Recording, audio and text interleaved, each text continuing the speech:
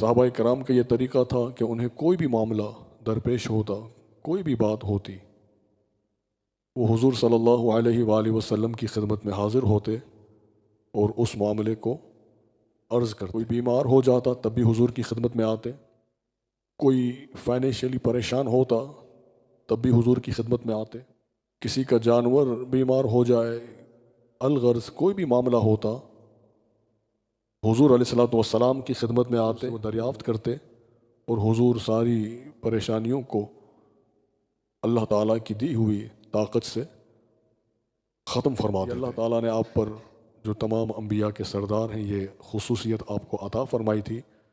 ہم جس دنیا میں ہیں، ہم جس دور سے ہم گزر رہے ہیں، ہم اگر بیمار ہوتے ہیں تو ڈاکٹر ہی کے پاس جائیں گے، اگر ہمارا کوئی کورٹ کا معاملہ ہو تو ہم کورٹ میں جائیں گے، پڑھائی کا اسکول کا معاملہ ہو تو ہم اسی طرح ہم اسکولز کے دروازے کی طرف جائیں گے، گاڑی خراب ہو جائے تو ہم مکینک کے پاس جائیں گے۔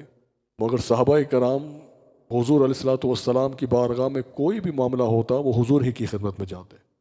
تو ایک دفعہ حضور علیہ السلام کے صحابہ حضور کی خدمت میں گئے اور ایسا سوال کیا، کہنے لگے کہ یا رسول اللہ صلی اللہ علیہ وسلم، اللہ تعالیٰ کہاں ہے؟ یہ بھی ان کا عقیدہ تھا، صحابہ کرام اس بات کو جانتے تھے کہ اگر رب تعالیٰ کے بارے میں بھی پوچھا جائے تو حضور کی بارگاہ ہے کہ جو ہمیں بتا سکتی ہے، حضور علیہ السلام ہی ہماری رہنمائی فرما سکتے ہیں۔ تو حضور کی خدمت میں آ کر یہ عرض کرنے لگے کہ یا رسول اللہ صلی اللہ علیہ وسلم، اللہ تعالیٰ کہاں ہے؟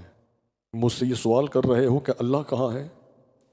اللہ تعالیٰ نے جبریل امین کو یہ حکم دیا کہ جبرائیل جاؤ اور جا کر میرے حبیب صلی اللہ علیہ وآلہ وسلم کی خدمت میں یہ عرض کرو کہ آپ کے جو غلام آپ سے یہ سوال کر رہے ہیں کہ اللہ کہاں ہے، کہ یہ جو سوال کر رہے ہیں کہ اللہ کہاں ہے، ان سے کہہ دو کہ اللہ تعالیٰ قریب ہے۔ کتنا قریب ہے؟ قرآن کریم میں ایک اور مقام پر اللہ نے فرمایا کہ اللہ تعالیٰ شے رگ سے زیادہ قریب ہے۔ ہم یہ تصور بھی نہیں کر سکتے، نہ ہم یہ ذرہ برابر یہ سوچ سکتے ہیں کہ اللہ تعالیٰ ہم سے دور ہے۔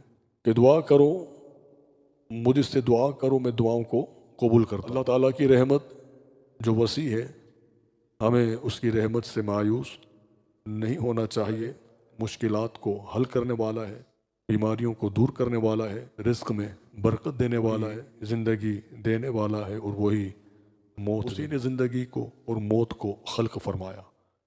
تو رمضان کے یہ جو آخری ایام ہے، ہمیں ان مبارک ایام میں اس بات کا محاسبہ کرنا چاہیے کہ رمضان تو ہوگا، مگر ہم ہوں یا نہ ہوں، ہمیں اپنے رب کی بارگاہ میں ان مبارک لمحات کو غنیمت جانتے ہوئے دعا کرنی چاہیے۔